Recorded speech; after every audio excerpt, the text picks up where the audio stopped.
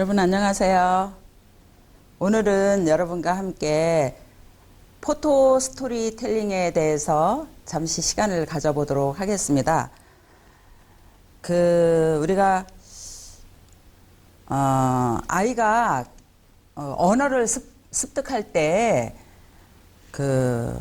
발음과 의미를 이해하기 위해서 아주 부단히 노력하는 것처럼 내 생각이 담겨 있는 사진을 우리가 담으려면 그럼 어떤 SNS 올려서 칭찬 듣기 위한 그런 사진이 아니라 내 삶과 스토리가 들어있는 그런 사진을 하려면 수만 장의 사진을 찍어보고 또 스스로 질문도 하고 그리고 또 인내심을 가지고 이렇게 기다리고 실패하면서 공부하는 길만이 완성도가 높은, 완성도 있는 그런 사진, 스토리가 있지 않을까.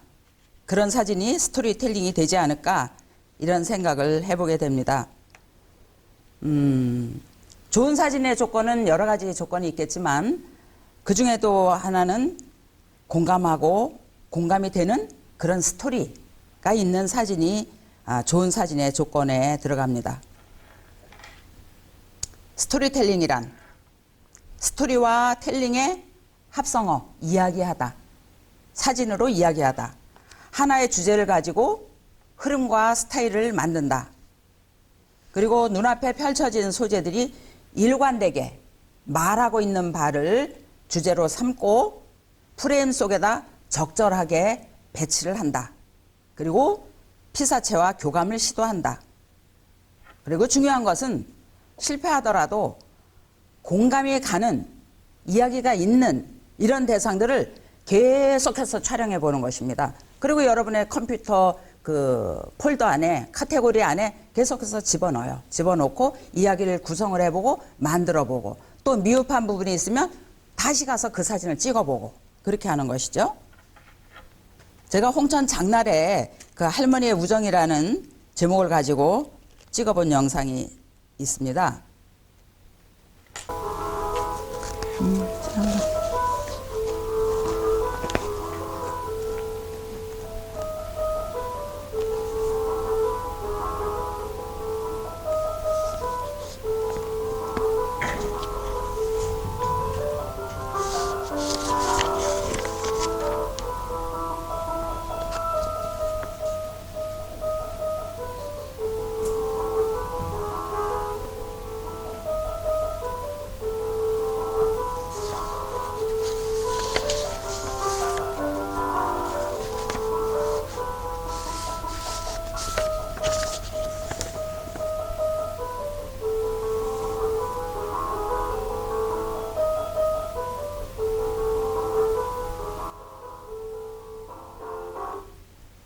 네, 이 사진을 보면 홍천 장날인데 화계리 할머니하고 성동리 할머니하고 이렇게 나오셨어요. 근데 화계리 할머니는 아마 장에 여러 번 나오셨나 봐요. 물건을 잘 진열을 해놓고 계시고 물건도 막 파셔요.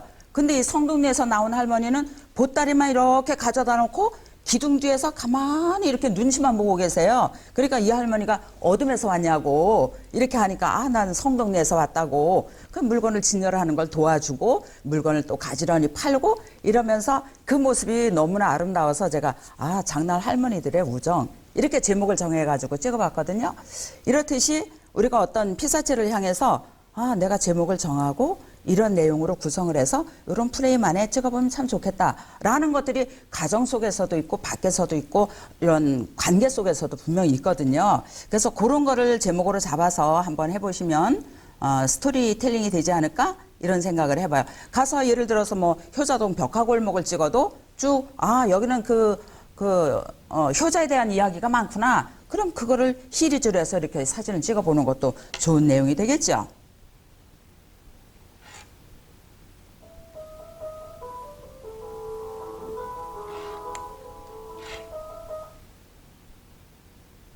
그래서 사진은 이야기인 것입니다. 사진은 이야기이고 단사진, 싱글 이미지에서 감정을 표현하는 방법이 되는 것입니다.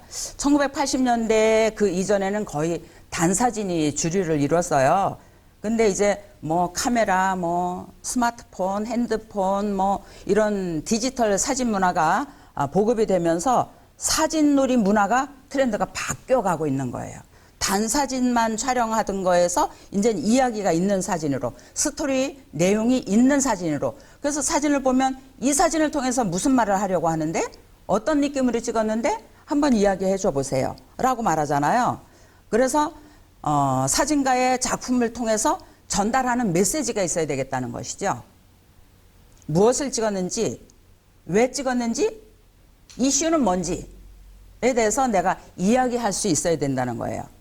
그래서 일관적인 주장, 작가는 일관적인 주장과 또 무엇을 어떻게 표현하려고 하는지 분명하고 구체적인 그러한 마음의 주장이 있어야 되겠다. 중심이 있어야 되겠다. 표현이 있어야 되겠다라는 거죠.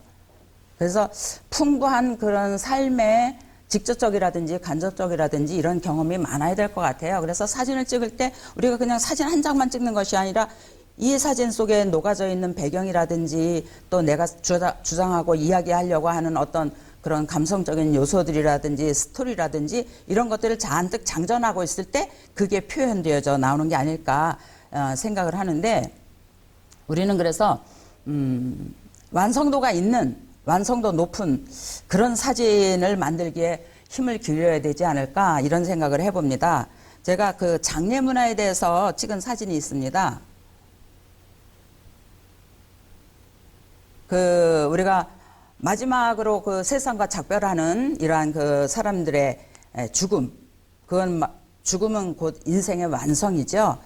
그래서 또 다른 세상을 향한 이별이라는 그런 뜻을 가지고 있고, 새로운 그 삶의 의미를 표출해보고 싶은 그러한 저의 그 의도를 반영하면서 이 사진을 촬영을 했습니다. 첫 번째 사진은 보면 일단 장례 소식이 들어오면 이렇게 동네 여자 어르신들은 이렇게 모여서 수의를 만들어요. 수의를 만들고 또 모여서 이렇게 음식을 장만을 하죠.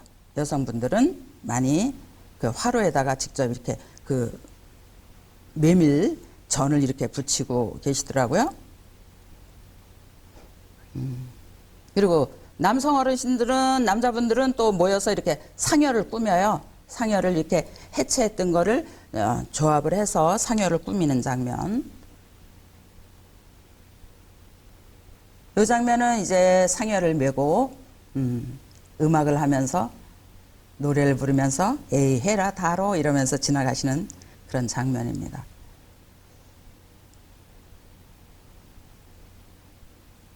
제가 이 사진을 찍을 때, 이건 좀 여담이긴 한데, 저희 그 아버지가 그 선소리를 많이 하셨어요. 선소리를 많이 하셔서, 이 사진 찍는데 왠지 그 아버지의 선소리 가락이 막 귀에 들려오기도 하고, 또 아주 어렸을 때 아버지의 그 모습을 보면 아버지가 장례에 이렇게 나갔다 오시면 또 취기 어린 모습으로 에이 해라 다로 이러시면서 오셔요. 그래서 사람이 죽으면 저렇게 노래하면서 보내는 거구나. 전 그렇게 어려서부터 생각을 했어요.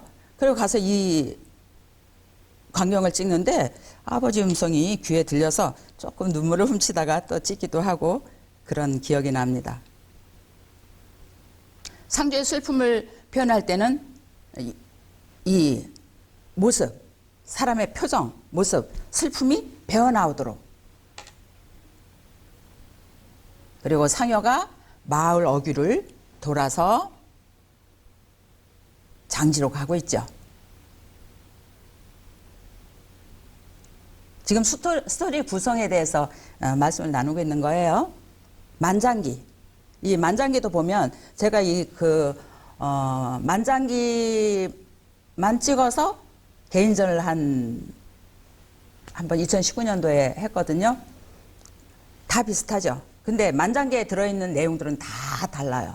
이 사람이 젊었을 때 어떤 관직에서 어떠한 모습으로 살았는지, 세상을 향해서는 어떠한 선한 일들을 하면서 살았는지에 대한 이야기들을 적어서 친구가 만약에 죽었으면 그 친구한테 아, 당신은 정말 멋지게 인생을 살다가 떠났다, 이런 걸 적어서 천이나 또 비단 그 천이나 종이에 적어서 깁대에다 달아서 가서 선물을 했던 내용이잖아요.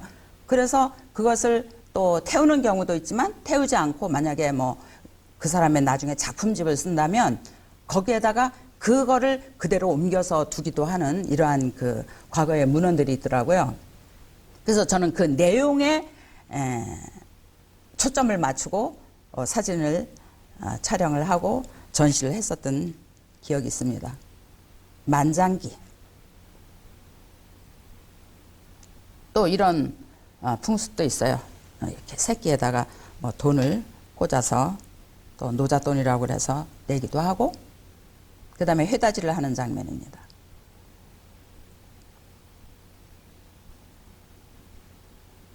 그리고 상주의 극한 슬픔을 뒷모습을 보면서 표현을 했고요. 또 당산나무, 죽음은 또 다른 시작이라는 요 사진 내용, 요 사진 컷도 제가 정말 아끼는 사진 컷인데 요거 아마 먼저 번에도 요 사진 컷을 보여드렸을 거예요.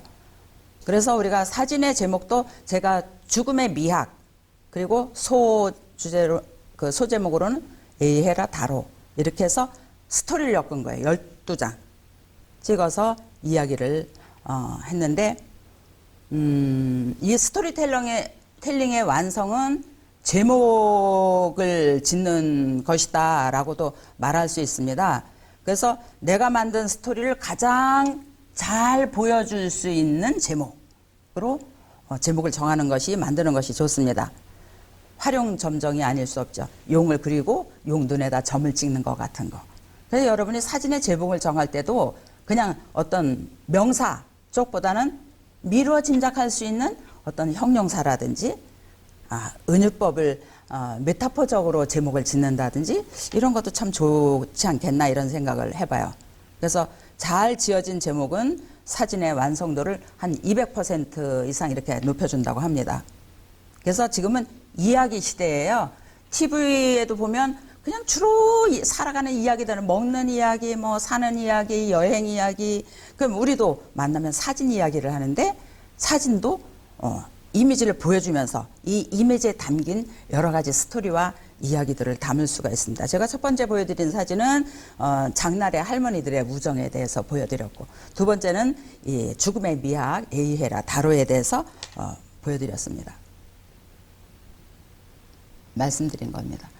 이번에는 그 강량항, 울산의 강량항이라고 있어요. 여기 강량항에 아침 일찍 나갔는데 그 멸치 잡이배들이 굉장히 많이 가죠. 그래서 전국에서 많은 사진가들이 이 멸치 잡이를 이 멸치도 삶는 모습을 찍으려 많이 가는데, 저는 거기서 느낀 게 이 멸치 잡는 것도 뭐 사진을 찍는 것도 좋았지만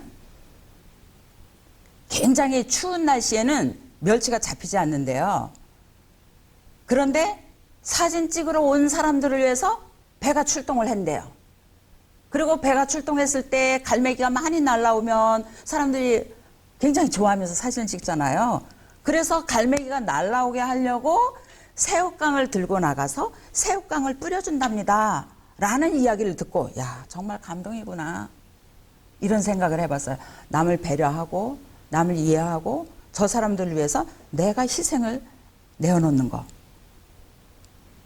그래서 참 감동스러운 그런 장면을 만났는데, 이 사진은 이제 아침 안개가 해무가 가득한 곳으로 배들이 출항을 하고 있습니다.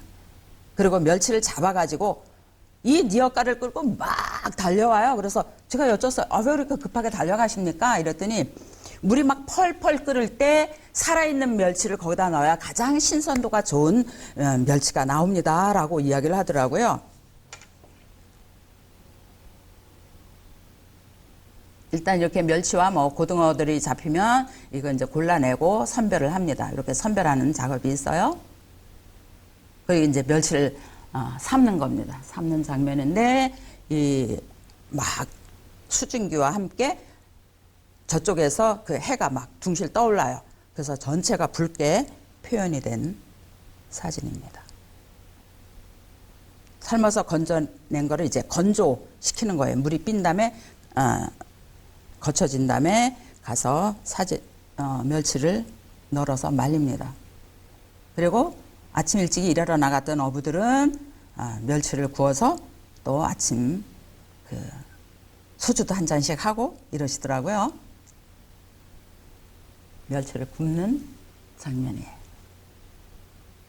이제 드디어 멸치가 다 되어서 우리 식탁에 이제 오르기 직전이죠. 그래서 포토 스토리텔링은 주제를 명확하게 살린다. 강량항의 아침에서 지금 멸치 이야기잖아요. 주제를 명확하게 살린다. 그리고 말하고자 하는 말을 표현한다. 내가 말하고자 하는 느낌, 내 생각, 내 감정을 표현한다.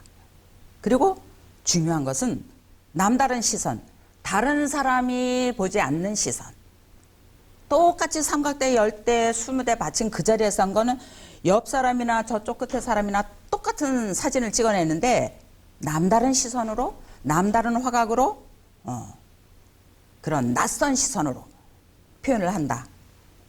그리고 포트폴리오를 만드는데 이제 처음부터 포트폴리오가 포토 스토리텔링이 잘 되지는 않아요.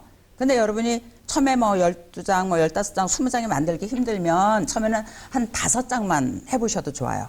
한 5장만 해서 이야기를, 흐름을 끌어 나가는 것.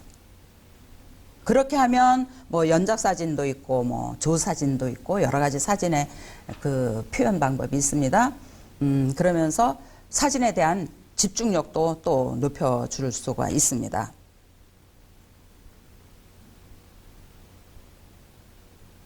작가는 사진에 자신의 삶의 무게를 표현하게 된다. 그런 것 같아요. 제가 어렸을 때 환경이 그 아버지의 그 모습을 보고 나서 거기 가서 찍을 때 또 그 느낌이 담겨지는 것처럼 우리의 그 삶의 무게가 사진 속에 드러나게 되고 또 예술과 생활은 불가분의 관계이다라고 현대사진의 거장 로버트 프랭크가 말했다고 합니다.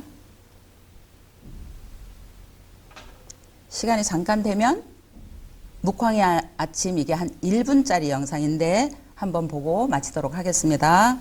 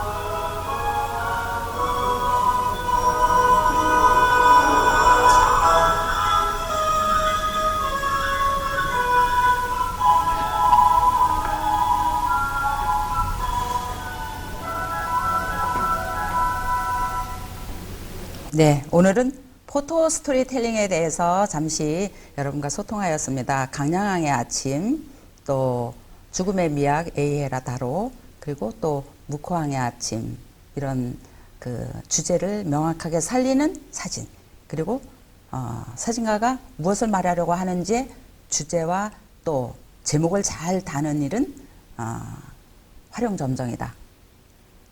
제목과 주제, 그리고 그렇게 했을 때 이야기가 되고 보는 이로 하여금 집중력을 높일 수 있다. 그래서 오늘은 사진으로 이야기하기 시간을 말씀드렸습니다. 수고 많으셨습니다. 감사합니다.